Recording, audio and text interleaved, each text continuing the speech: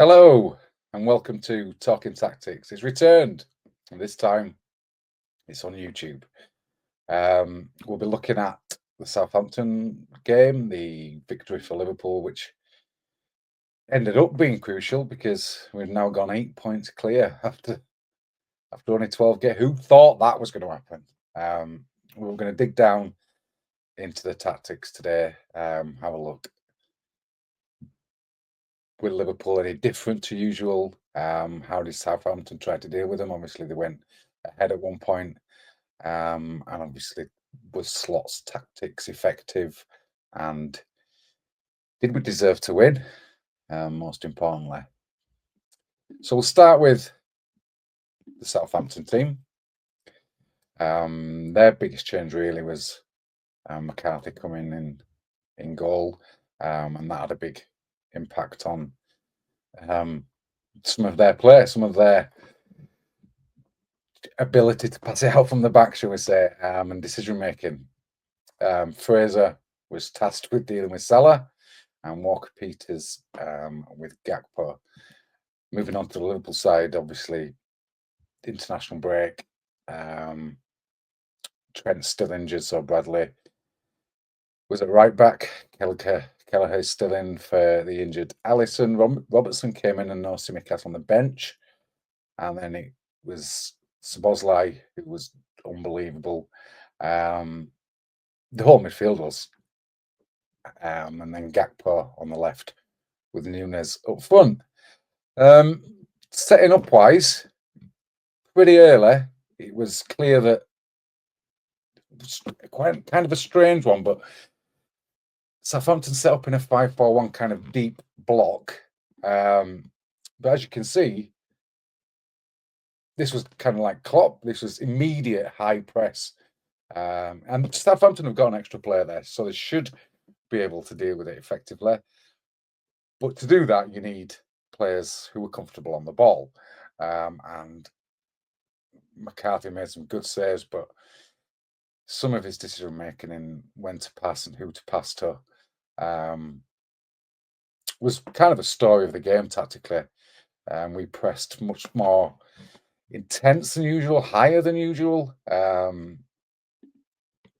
think it was a passes per defensive action. I think it was 0.8, and we'll come on to that later. I mean, 8, which is really low. I think the lowest in the league this season.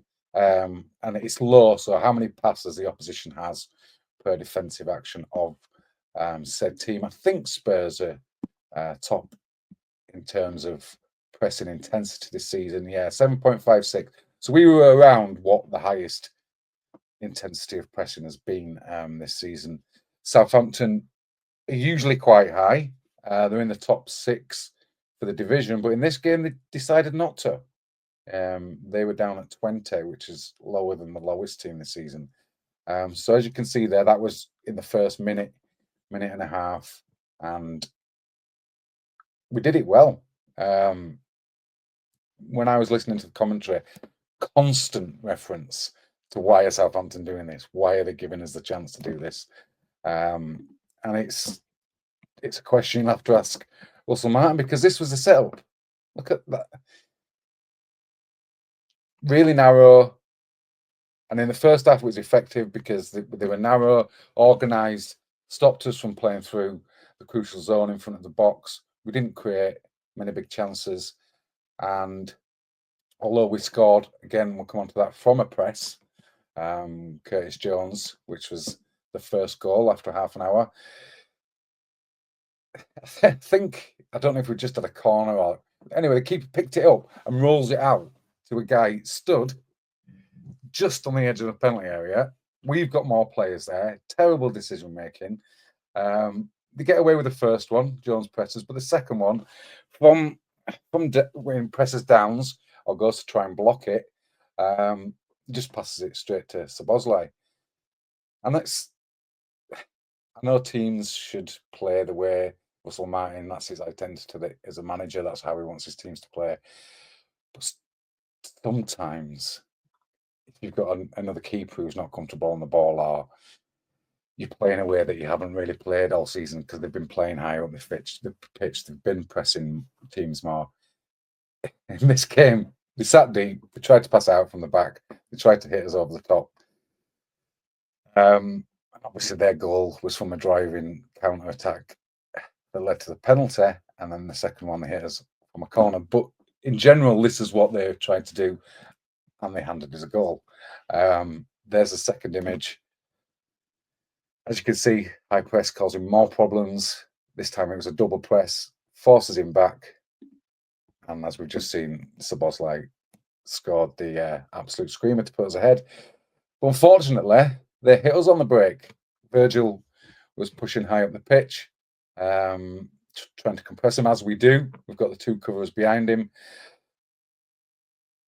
I'm not sure if Gravenberch could do better here, but someone that definitely could is Robertson, because he doesn't engage, still doesn't engage. He's got past Grav there. Virgil's out of position. And my boy, who I thought had a good game, is just slightly too slow on his decision making. Some think he was outside the box. It looked it to me, I'll be honest. We're not going to do lots of VAR analysis and ref analysis in this. They caught us. Our tactics had an impact on this, with Verge trying to push high and press high and win the ball back, and they just caught us, and the ref gives a penalty. It's so close. It looks like initial contact's outside, but you can see why they decided the momentum should go to Southampton and stick with the original decision. No changes at half-time either. Kind of a close half in terms of the stats. If you look at big chances created, I think it was one each. Yeah, so that first half, obviously you've got to include the Southampton penalty in the XG, which is 0.76. But they did have two big chances. One is the pen, the other was a great save from Kelleher. But we only created 0.62. Their tactics were working. We did have 7 shots on target and only one big chance, but that's effective tactics from a deep block. If you're preventing the team from getting passes into the box to create chances, your tactics are working. Theirs were working in the first half. We've seen, in fairness, this season we've seen it quite often. Teams manage to restrict us, and then we come out in the second half all guns blazing. This was exactly the same. I think it was a stat that Salah had 6 touches in the box at half-time or after half an hour, and that was more than the rest of the players on the pitch combined. So Salah was getting into the positions, we were finding him, and that's one of the main tactical elements of the play. A lot of our play, if we come on to the, I'll just put it up now, the passing network, you can see that ours on the left has got a lot of connections. A certain amount of passes is equivalent to connections. The thicker the line, the more passes. As you can see there with Southampton's, they're basically playing kind of 8-2. And just going wide to the men who were further up the field.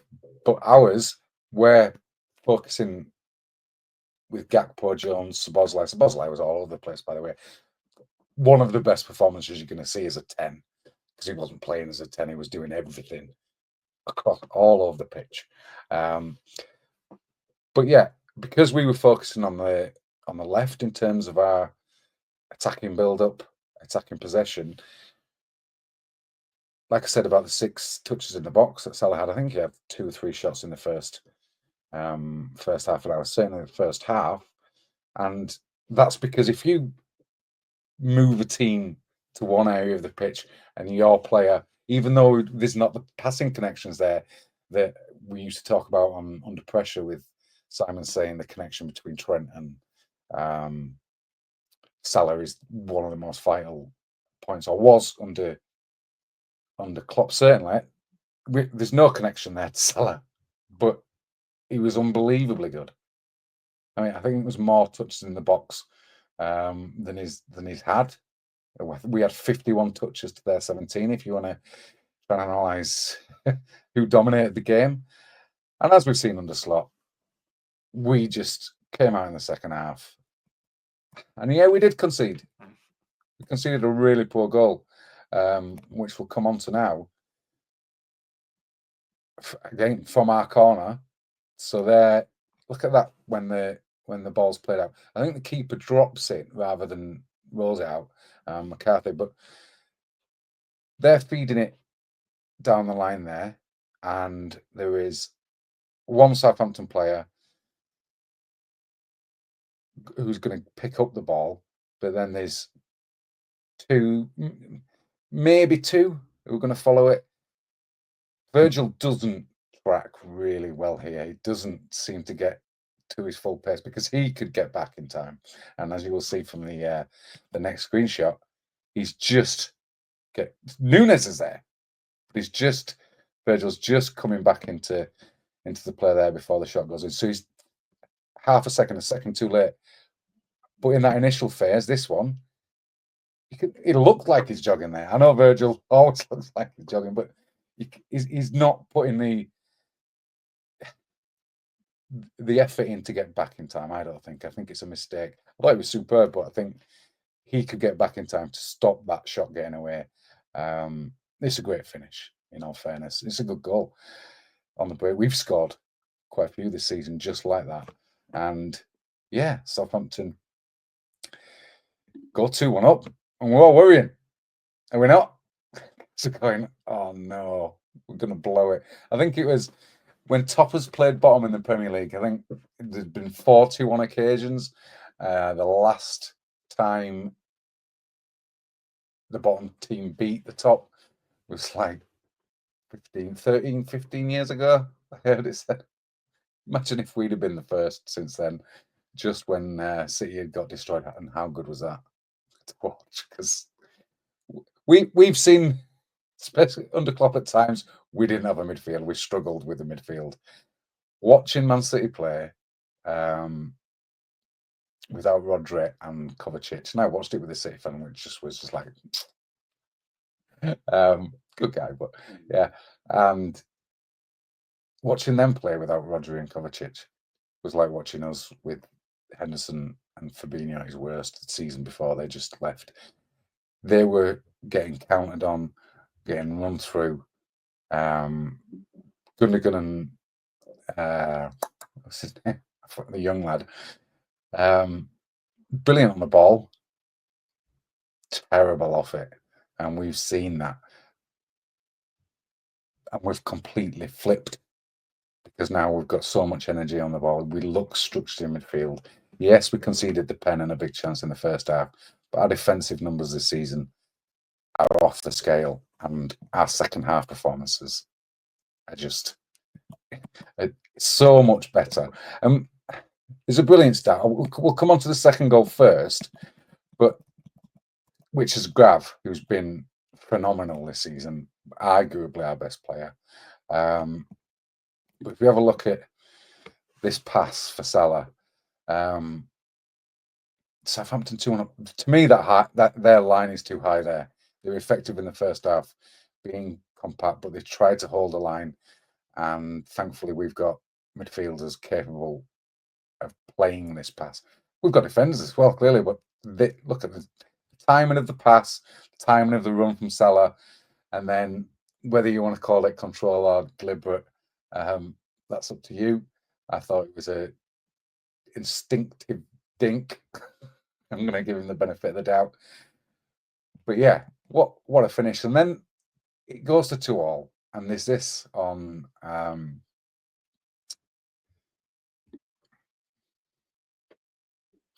and so yeah, there was this excellent article on This Is Anfield.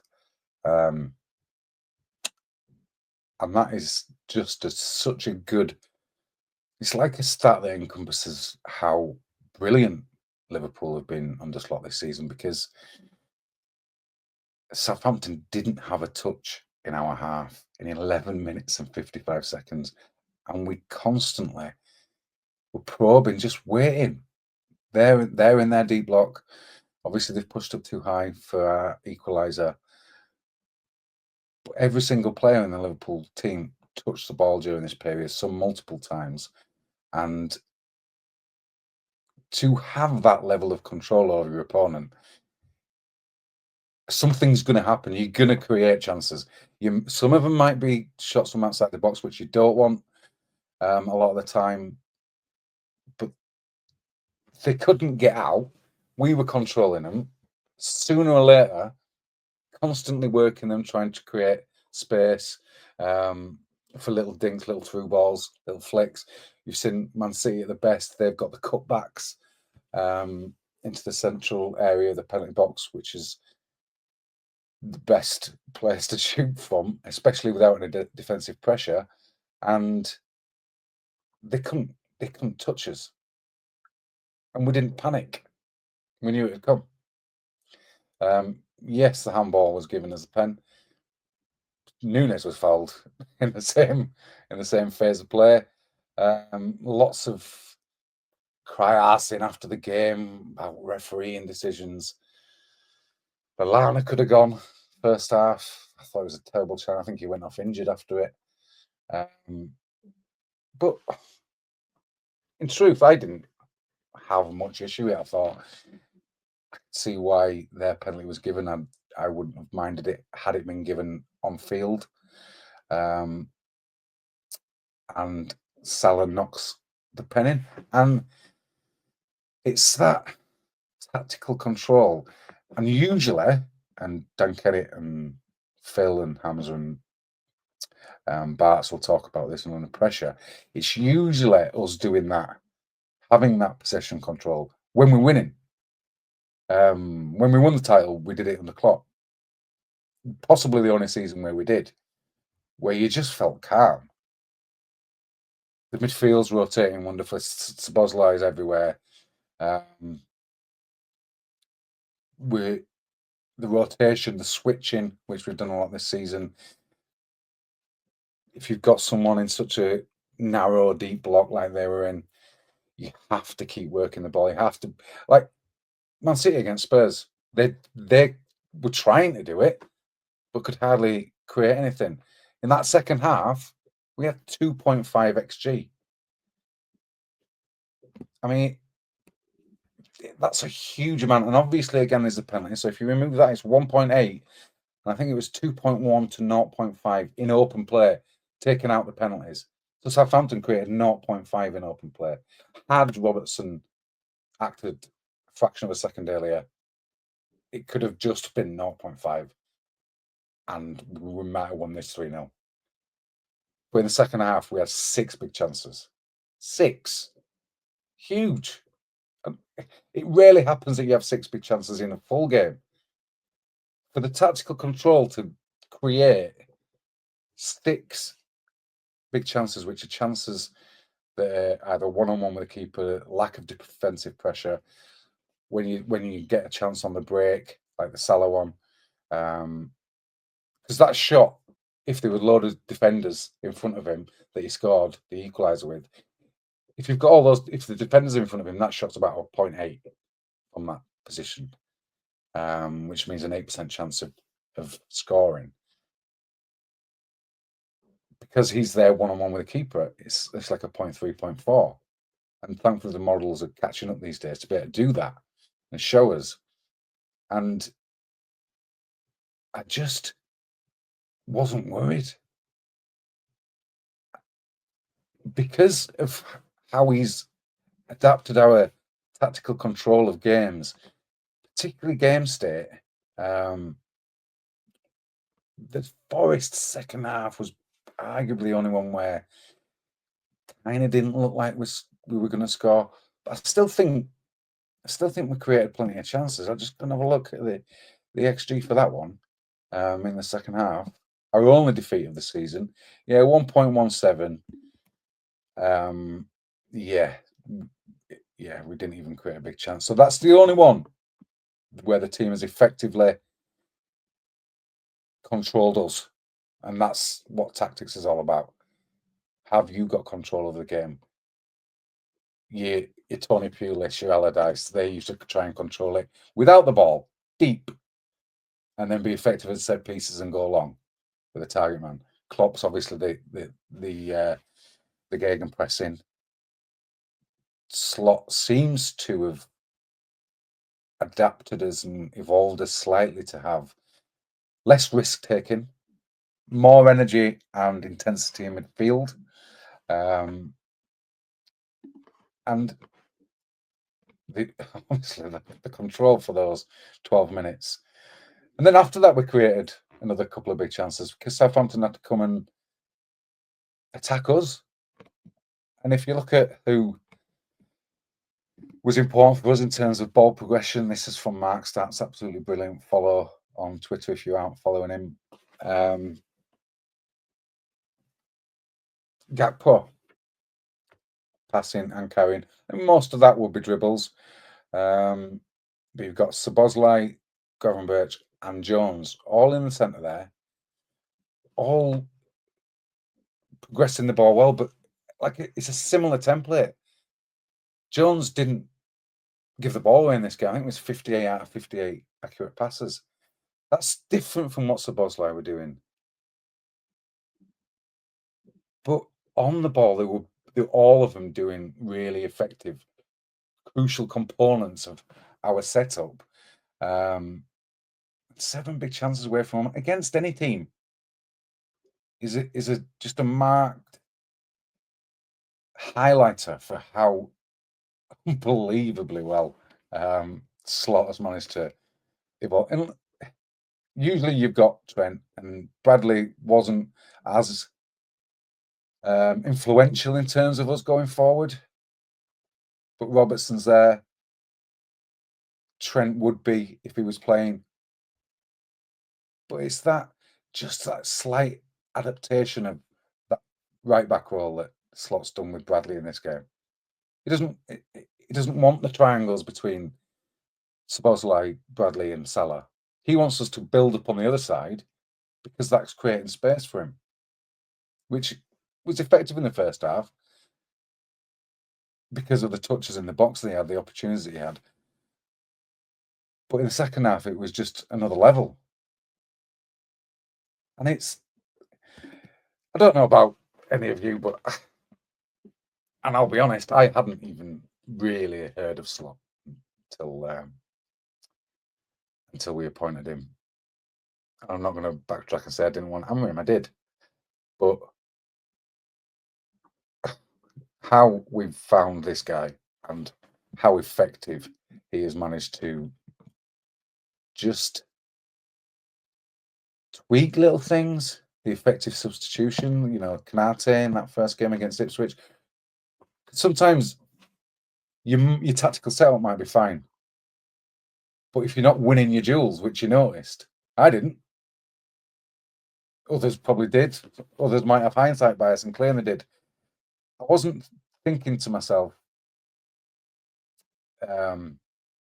we're struggling here on the duels. But to do that immediately, first half, first game, right? Second, picks Kwanzaa and then takes him off. And then the post-game analysis just goes straight to the point. We were winning the duels. Canate comes on, fantastic in the duel. And the whole team seemed to go up a level in terms of winning the ball back, winning your aerial duels, winning the second balls. Because you could have perfect tactical setup, perfect players in each position.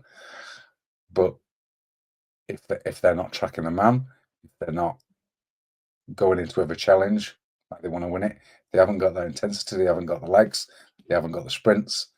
So many things physically that come into tactical analysis, because without that, it's going to be ineffective because you're not going to win the ball back. You're not going to have the ball. You're not going to be able to do your setup. Like Pep found,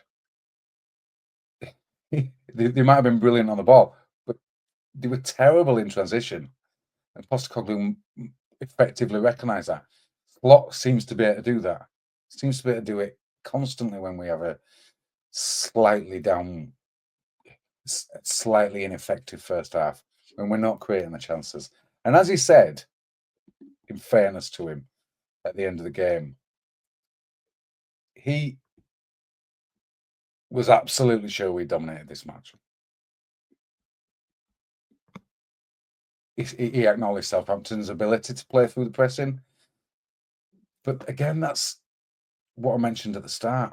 McCarthy's decision making and who to pass to. It feeds like an anxiety into defenders. They're then worrying.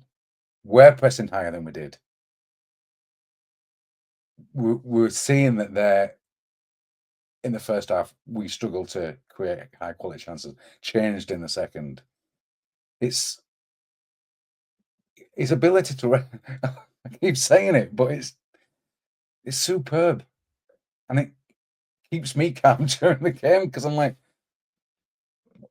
we're going to score or we're not going to concede, because most of this season we've been ahead. Was it 70% or 65%? Dan Kennett was mentioning the other day. If you're ahead and you can control the game and you're not conceding chances, particularly high quality chances, it's genuinely title winning. It's that ability to adapt in game based on game state is arguably the most important element of tactical setup. 7 big chances in this game.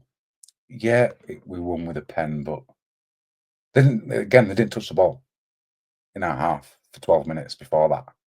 And then even after that, as soon as they opened up a little bit, we ripped them apart. We didn't get another, but we had, I think it was 1xG after that period. This is just as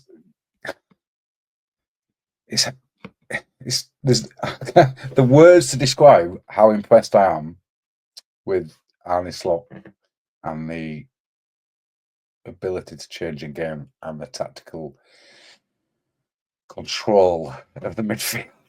How many podcasts have Anfield Index done where tactical control of the midfield is the key issue? And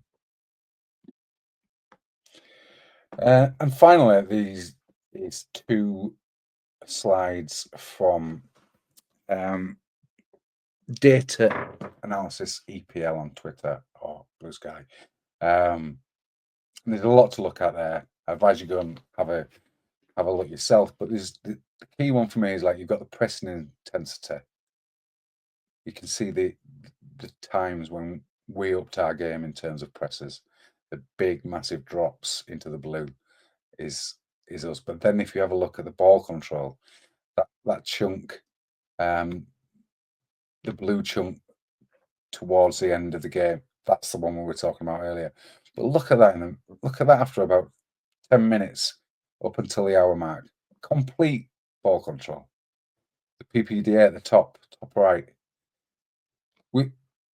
We was up in our pressing intensity, and I might do a pressing collection in a future game, especially against someone like Man City.